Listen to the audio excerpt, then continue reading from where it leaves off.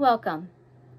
Scott and I would like to invite you to join us as we sit down and reflect on this past season of our journey in faith. We hope to answer some of the more frequently asked questions and to share some of those behind the scenes pieces of information. So grab a cup of coffee, pull up a chair, and join us for a longer than usual episode.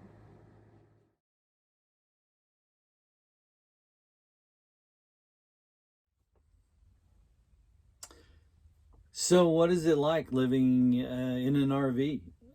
Basically, our motor coach is 40 feet long and 9 feet wide, so 450 square feet. What are some of the challenges that we face living in closed quarters like this? And add on to that the fact that we camped in a tent when the kids were young, but I am not a camper. Never will be well, okay, maybe if God changes me enough to be a camper, but so far I'm not a camper.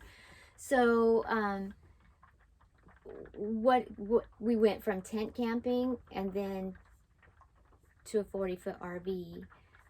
We didn't do anything in between. Scott's a big person. He's a big fan of go big or don't go at all. Go big or go home. All right. So one of the first things that I think that you guys joined us in the journey for is our plumbing issues. So one of the first things that we had difficulty with was our toilet, and so we didn't know if it was just old and needed to be replaced or if we could fix it. And of course we try to fix it. Yeah, we did an episode on fixing the toilet, and it worked for a little while. Yeah, so what you guys don't know is that it looked like it worked. So Scott made it look like it was fixed. Yes, but it kept the water keep draining out because of the seals. So even though I replaced the seal, it continued to leak. So we ended up buying a new one. Never had a problem. Yep. Best thing we replaced it, and I didn't do an episode on that, but we replaced it, and it's worked perfect ever since. And so we had that, and we've had just like you do at home. Our refrigerator wasn't working. It wasn't cooling down to the temperature we wanted, around 34 to 36 degrees to keep everything cold. So we battled with that, and it's it's pretty cool. The Lord has placed people in our lives that can help us out and save us a lot of money. So we did have someone help us out with the refrigerator, saying the door was it was leaking through the door. So after trial and error, Marie finally felt the cold air coming out of it, and we realized that there's a flapper on the left door that when you close it, it swings around, so the right side door will press up against it, and that flapper wasn't closing, so there was a gap in there, and she felt the air, and it was nothing more than that flapper not coming around, and all our cold air was leaking out. So we got that figured out. And another issue we had that the Lord provided a person was our hot water heater. Okay, that was 6 months of cold water. I mean, basically the sun was heating up during the summer months. During the first part of our journey, it was kind of heating up the water that was already in the tank, and so we were getting about 5 minutes or 3 to 5 minutes of warm water. Showering was interesting, so real quick. So because we haven't ever had a RV that, other than just tent camping, a lot of this stuff's brand new, so we didn't know if maybe that's all the hot water we had, but we just kept looking to it and studying and trying to find out the reason. And we were at Southland Christian camp, and the maintenance boss there, Cody Bill, took a look at it and determined that we did have hot water. It just wasn't reaching the shower or the faucets. So after months of Marie heating up water in the microwave to do dishes and cleaning, we found out it wasn't the water heater. It was the line that you winterize and you turn the valve off so water doesn't flow. Well, when it was turned back on, it broke, so we wasn't getting any hot water through the lines. So he diagnosed that, and we replaced that valve, and we've had hot showers ever since. It was a big miracle. I mean, and when we say that people have been a blessing, that is, I don't know if you've ever gone without hot water for very long, but 6 months of it was a long time. I mean, even fixing meals was very difficult. So that was a huge blessing. And I think along the journey, and this is what a lot of the people that we have talked with have expressed an interest in. I mean, it was just God's hand. He placed the right people at the right time and fixed those things, or helped us to fix those. We were literally ready to replace the refrigerator. We were literally ready to replace the water heater, and it was a simple fix. So along with the blessing, that's part of the challenge of that first year of being on the road, just being ignorant about what we needed to do, and some of those simple things. But God has been faithful, and we can't thank Him enough for His protection and for providing for us, His provision.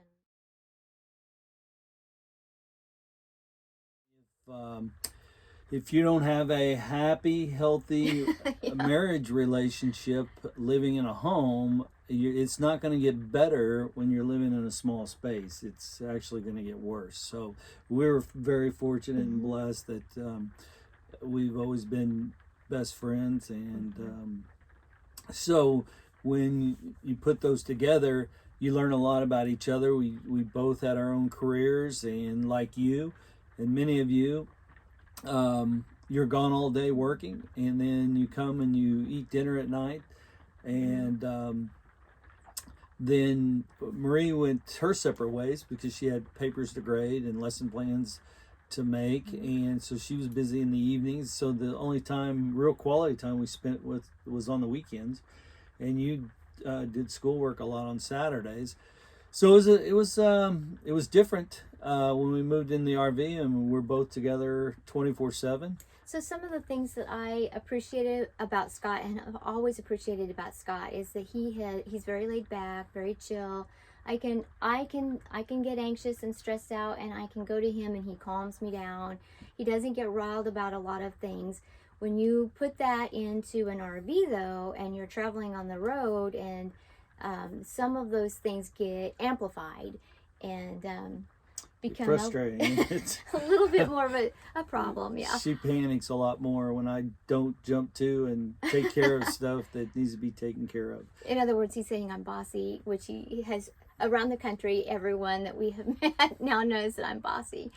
Yeah, you went from teaching bossing people around to only having me to boss around. So and he doesn't listen. I'm used to people doing what I say the first time I say it.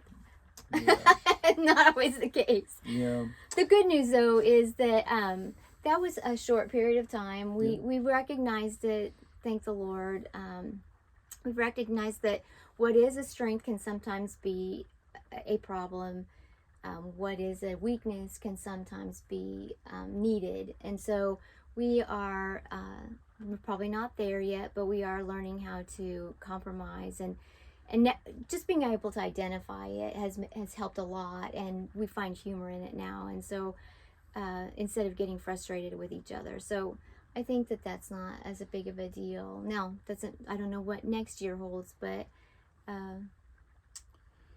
well, that's your part of it. That's you're bossy, but I'm also a pig. Evidently, I'm used to going all day and then cleaning up before she gets home from school.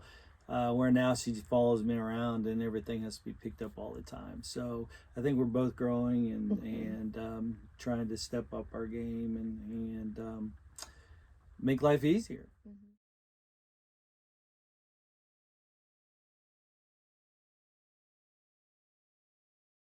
couple of RVing groups, one being RVics, the other being sowers, and that's a group of people that travel to job sites, and there's hundreds of them all over the United States. Those are planned job sites. Yes. So you just sign up for those, and as long as you go one time a year, you can continue to be in the program. And that was always a plan B. If we didn't have enough work for us independently, because we're donating our time, we're volunteering. So if there's not enough work out there and we don't get enough people asking for help or referrals, then we could always join one of those two groups. So far we haven't had to. No, we get letters and text and phone calls from churches around the country. To give an example, we're going to New Mexico, and that came through a pastor saying that the church on the Navajo reservation was building and they needed some help. We've gotten letters, pastors saying, hey, we have a building project coming up, and with the rising prices of everything, we can afford the materials.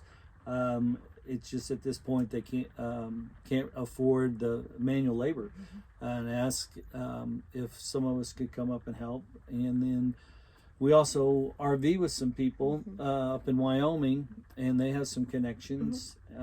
So it's the Lord's opened doors, and it's not been a problem. We've filled our calendar time and time again with that. Also, the Fishing Fridays and the Sightseeing Saturdays that we post, even just the YouTube, wherever we go, we always have an opportunity to talk a little bit about that. But a lot of people are interested in the Sightseeing Saturdays or the Fishing Fridays, and we get bites from that as well. So we constantly reevaluate whether we should continue with the YouTube channel and what should be on there. But so far, the feedback has been all positive. So we're going to continue to do all of that. Try to add a little bit here and there. But we can use your feedback. Keeping in mind that I am still learning the technology piece of it. Anybody who knows me knows that I'm not technologically even smart. But I'm learning. And so we're going to continue with that. And that also provides us with another avenue of sharing what we do, and then getting some prospective jobs from that. Yeah.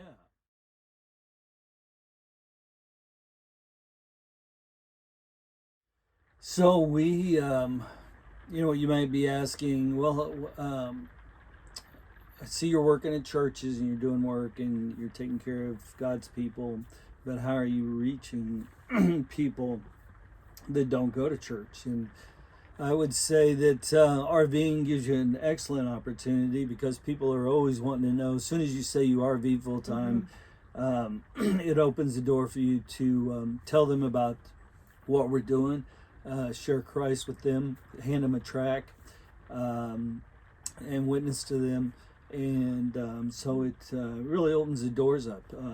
Whether we're in town and we're visiting on Sightseeing Saturday, or we're in a park and we're just walking around, where we used to walk Oreo all the time, and had an opportunity because people like pets, and strike up a conversation and share the love of Christ with them.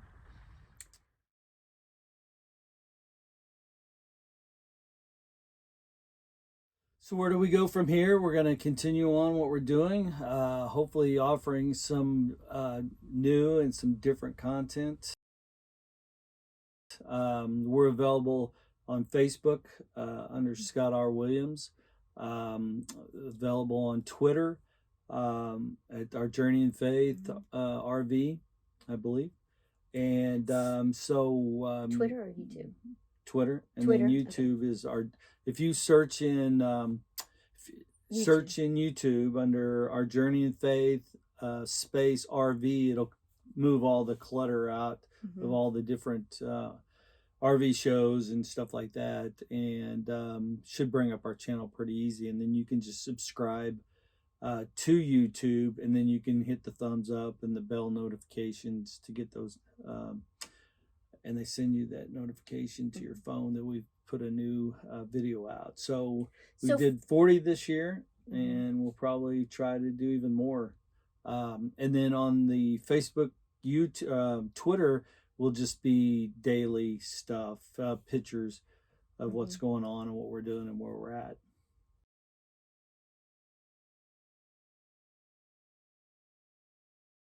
Yes. So a lot of the people that follow us right now don't necessarily use YouTube very often, but and I haven't figured out how to help with that too much unless we're right there. But the best advice I can get you is to find your grandkids, find your kids, and ask them to just get you set up. Just because you have the YouTube app doesn't mean that you are going to suddenly get inundated with YouTube things. So you do hit the subscribe button, and that's pretty easy to find. The little bell is not always easy to find, but if you hit that, then you will get those notifications and you won't have to search around. And then if you haven't seen anything from us in a long time on Facebook, you can also just hit that. You can hit the search button and put Our Journey in Faith or Scott R. Williams. It's actually easier. And then it should pull up all of the things that he has done recently, and it'll be easier that way too. So yeah. We also have some people that are very honest. They don't get on Facebook very often, and they don't follow YouTube. They're just not, they're too busy.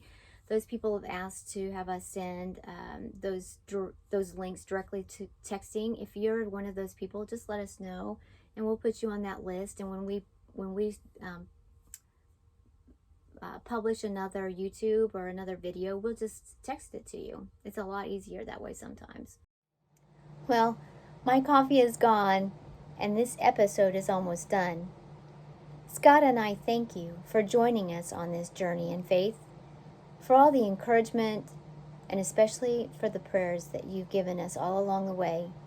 We felt every one of those prayers in 100 ways we didn't have time to share, but we do thank you and give God the glory. We're excited about season 2, Maranatha.